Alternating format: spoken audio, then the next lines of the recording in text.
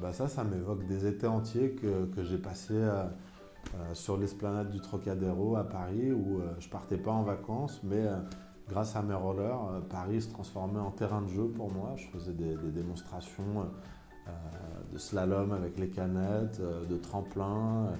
De temps en temps, on faisait un peu la manche pour les touristes et puis on allait s'acheter des canettes de boissons fraîches. On s'accrochait un peu au bus, voilà, et j'ai passé du coup des vacances entières sur cette esplanade devant la Tour Eiffel. Yeah. Sa musique, je l'aimais sans la connaître plus que ça, sans l'avoir plus écouté que ça.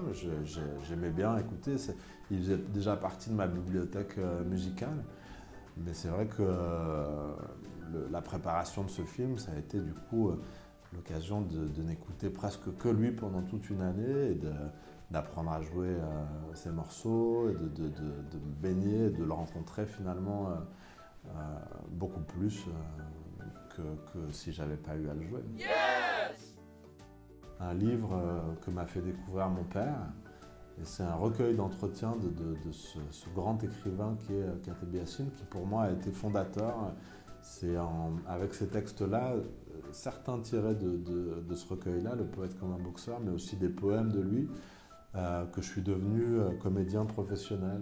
Ça m'a fait devenir acteur, mais ça m'a aussi fondé une espèce comment dirais-je, d'image de l'artiste que je voudrais être, quoi, et d'une certaine tenue de route. Yeah. C'est mes amis, c'est des frères de longue haleine avec lesquels on a fait un film pour Canal, un court-métrage, et puis dernièrement Les Derniers Parisiens. Yes.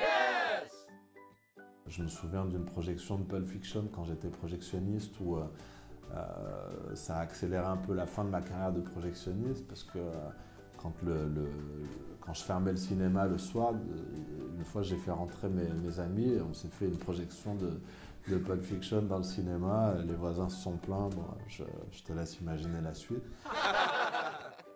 Le cinéma où j'ai eu une courte carrière de projectionniste, une un peu plus longue carrière d'ouvreur et de caissier, et puis dans lequel je vais régulièrement présenter les films dans lesquels je joue. C'était la ville où j'habitais.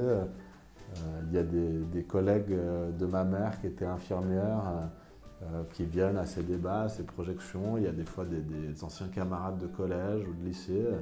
Et voilà, c'est mon petit retour aux sources régulier. Dès que je peux, je retourne présenter des films. Ça, c'était le premier rôle important que j'avais à défendre à l'écran dans cette série. Un rôle de méchant vraiment infréquentable au possible. Et j'ai adoré ça. C'était finalement la première fois que j'étais aussi près d'une caméra. Le fait de jouer un personnage aussi physique, bestial et méchant, c'était un vrai régal. Il y avait quelque chose de totalement ludique. Et même dans cette violence-là, je pouvais me servir un peu de la peur que j'avais, le trac que j'avais avant de commencer ça, pour le transformer dans une forme de violence. Que dire, ça manque de rêve, ça manque de souffle, ça manque d'envergure.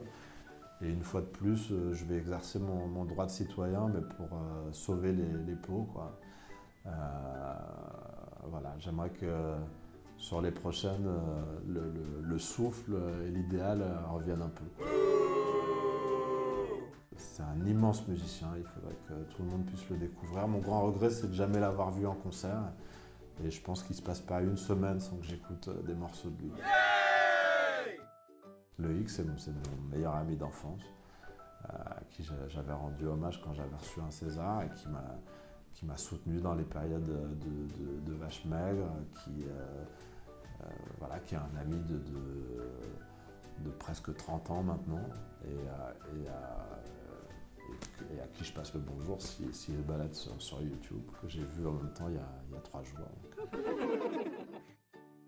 Non, c'était pas mon père, c'était le père d'un ami, je nommerai pas parce que je veux pas avoir de problème avec, enfin je veux pas qu'il ait de problème avec l'ordre des médecins, mais c'est vrai que c'était grâce au père d'un ami qui est médecin que je pouvais partir en tournée pendant une semaine et laisser le collège avec joie pour aller me balader sur les routes de France et sur scène, c'est vrai. Yeah. un film que j'ai adoré. Et Harvey Keitel, il fait partie des acteurs pour qui j'ai eu envie de faire du cinéma, quoi. C'est voilà, un acteur qui m'a toujours fait rêver, inspiré.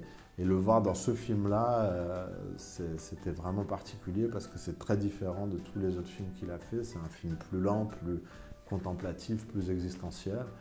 Et il est incroyable dedans. Yes! Donc ça, c'est ce que je vais sûrement aller déguster dans pas longtemps. J'y rajouterai un petit verre de rouge du Languedoc. Merci pour les petites recherches que tu as faites, la préparation et tout, c'est super. Ouais.